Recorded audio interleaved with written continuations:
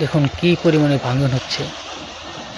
রৌমারীতে এখন যেন কান্নার সুর ভেসে উঠেছে চারিদিকে। দেখুন কি ভয়াবহ অবস্থা। এই জায়গাটা দেখুন কিভাবে ভেঙে যাচ্ছে সবকিছু। এই ভয়াবহ ভাঙ্গনের যে জায়গাটি রয়েছে এটি হলো বগুড়ার সারেকান্দি উপজেলার কাজলা ইউনিয়নের ঘাগুয়া গ্রাম ও কটাপুর এবং টেংরাকুড়া যে গ্রাম তিনটি রয়েছে সেগুলোতে কিন্তু প্রচুর পরিমাণে ভাঙন হচ্ছে।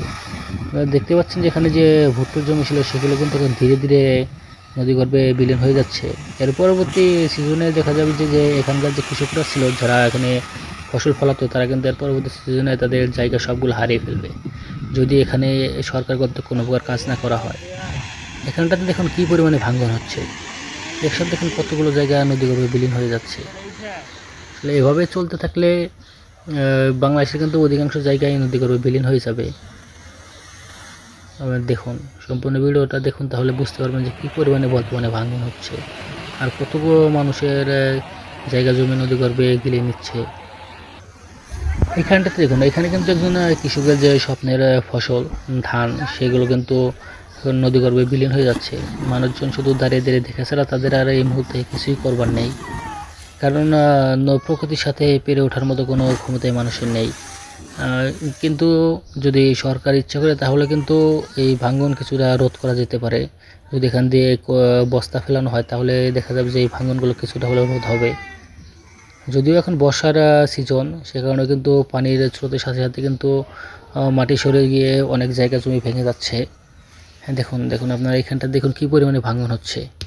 আসলে এতটা ভয়াবহ ভাঙ্গন কিন্তু রৌমারীতে এর আগে কখনো হয়নি। এবছর কিন্তু রৌমারীর অনেকটা জায়গাতেই নদী ভাঙ্গন হচ্ছে। এখানটাতে দেখুন কতটা জায়গা একসাথে নদীগর্ভে বিলীন হয়ে যাচ্ছে। রৌমারীর যে সুখেরবাতি গ্রামটি রয়েছে সেই গ্রামটাতে কিন্তু বর্তমানে সবচেয়ে বেশি ভাঙ্গন হচ্ছে। আর ইতিমধ্যে কিন্তু সুখেরবাতি গ্রামের 4টি বাড়ি কিন্তু নদীগর্ভে বিলীন হয়ে গিয়েছে, যেটা খুবই হতাশাজনক।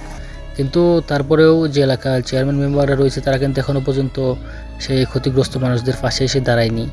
এমনকি পুরো অঞ্চলটি নদীগর্ভে বিলীন হওয়ার উপক্রম হয়েছে, তারপরে কিন্তু এলাকার যে মেম্বার চেয়ারম্যানরা রয়েছে তারা কিন্তু এখনও পর্যন্ত তাদের দেখা পাওয়া যায়নি।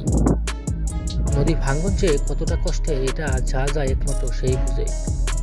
আজ আমরা বাংলাদেশের বর্তমানে সবচেয়ে বেশি ভাঙ্গন কবলিত এলাকা কুড়িগ্রাম জেলার রৌমারী উপজেলাধীন 6 নং চর শোলমারী ইউনিয়নের সুখেরবাতি এলাকার ব্রহ্মপুত্র নদীর ভাঙ্গন ও বগুড়া জেলার সারেকান্দি উপজেলাধীন কাজলা ইউনিয়নের চর ঘাগুয়া গ্রাম, টেংরাকুড়া গ্রাম এবং কটাপুর গ্রাম যে ভাঙ্গন হচ্ছে সেই চিত্রগুলোই তুলে ধরার চেষ্টা করব।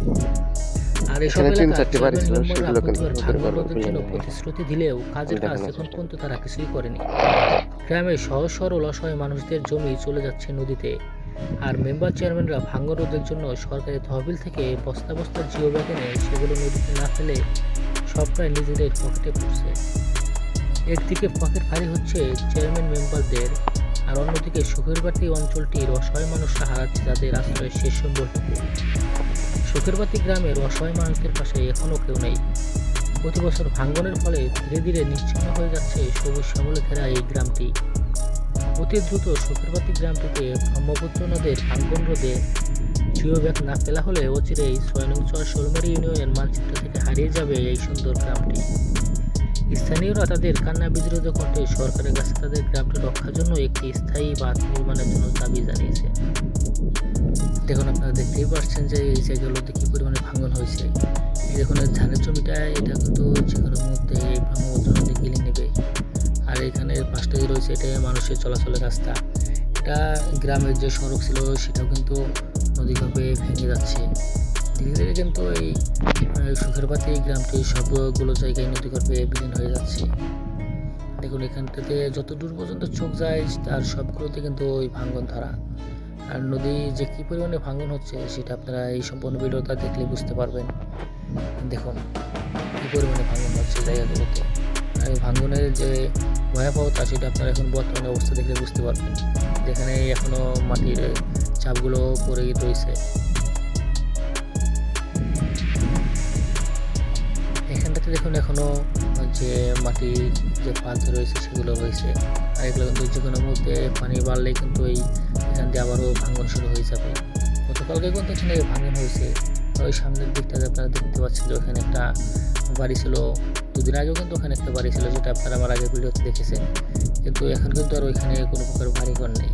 সেটা কিন্তু রাতের আধারে নদীতে বিলীন হয়ে গিয়েছে। বাড়িতে যে 2-3টে ঘর ছিল সেগুলো নদীতে মাত্র 1-2টো ঘর তারা উন্নত সরিয়ে দিতে পেরেছে, কিন্তু আর একটা ঘর নদীতে বিলীন হয়ে গিয়েছে। আর এটা কিন্তু কৃষকের বাড়ি ছিল, আর এই কৃষকের যে ক্ষতিটা হয়েছে সেটা কিন্তু এখন আর কোনোভাবে পোষাবার নয়।